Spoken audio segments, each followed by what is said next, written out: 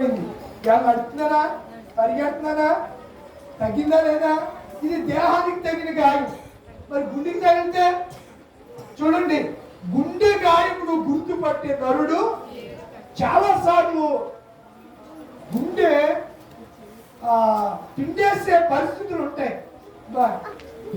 ఎందుకు ఇలా జరిగింది, ఇంత మోసమా, ఇంత దగా, ఇంత నమ్మించి ఇలా చేస్తారా? ఆ గుండె కోత, ఆ గుండె బాధ ఎవరికి తెలుసు? ఇప్పుడు పరమార్థ శ్రమ ఉంది కదా, క్రీస్తు మనసు ఎవరికి తెలియదు. మనస్సులో ఉన్న బాధ ఒక యేసయ్యకు మాత్రమే తెలుసు. దేవుడా మన స్తోత్రం కలుగునుగా. ఆమేన్.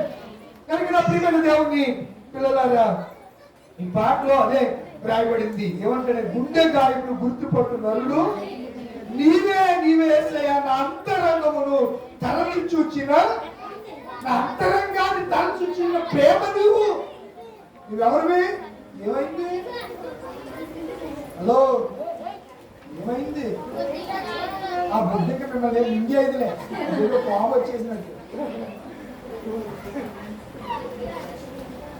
ఇదే సైతాన్ గారు చేసే పనులు.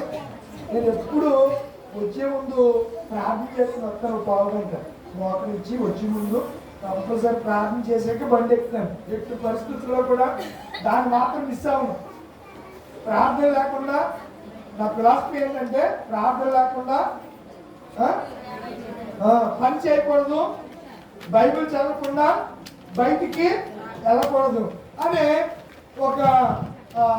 ఒక దానికి నేను ఏర్పాటు చేసుకున్నాను. కంపల్సరిగా ఎంత బిజీ షెడ్యూల్ అన్నా ప్రార్థన మాత్రం తప్పనిసరి చేస్తాను, బైబిల్ కూడా చదువుకుంటాను. అల్లరి జరగకూడదని ప్రార్థన. సైతం గారు కుదురుకుంటాడా? ఏదో డిస్టర్బెన్స్, ఎవరోలో ఏదో డిస్టర్బెన్స్. మన కాన్సన్ట్రేషన్ దెబ్బతీయాలంటే వాడి మించిన వాడికి ఎవడు లేడు. అద్భుతమైనటువంటి టెక్నిక్ ఆ దగ్గర ఉంది. వాడి దగ్గర ఉన్నటువంటి టిక్కులు టక్కులు ఎవరి దగ్గర ఉండవు. అంత టక్కులు మారాడు. అర్థమవుతుందా మీకు? కనుక గుండె గాయాన్ని గుర్తుపట్టినాడు ఎవరు చెప్పండి? మన ఆవేదనను అర్థం చేసుకునేవాడు. మనకు ఒకసారి చాలా బాధలో నిస్పృహలోకి వెళ్ళిపోతూ ఉంటాం. అప్పుడు మనల్ని వాదార్చేది, ధైర్యపరిచేది మనుషుల కంటే దేవుని వాక్యమే మనల్ని. అందుకే దావీదు అంటాడు, బాధలో అదే నాకు నెమ్మది కలిగజేసింది, శాంతిని కలిగజేసింది, సమాధానం కలిగజేసింది. ఎవరు?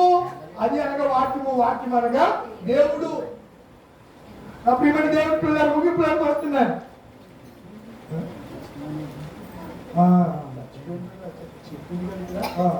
చెప్పు, మర్చిపోయింది ఆడుతున్నారు. కనుక పరమాత్మ ఈ శ్రమ ఫస్ట్ చెప్పవలసిందే నేను. సరే చెప్పు, ముగిస్తున్నా. పరమాత్మ శ్రమ అనగా క్రీస్తు యొక్క మనస్సు. ఆయన మన కొరకు ఏం చేశాడు చెప్పండి? శ్రమలను అనుభవించాడు. అటు కృప దేవుడు మీకు అనుగ్రహించునుగాక. ఆమేన్. సాక్ష్యం తర్వాత అప్పుడు నేను ప్రార్థన చేస్తాను. రజనీ, ఏ పేరు? రజనీ గారు బాగుండ్రు. ఆ పక్కన ఉండూరు అని ఉంది. ఆ ఉండూరు నిండా బాగుండ్రులే. మాట్లాడితే దెబ్బలానికి వెళ్తారు వాళ్ళు. మరి ఈ ఎలాగంటారో తెలియదు. వాళ్ళు మా తమ్ముడు వాళ్ళు.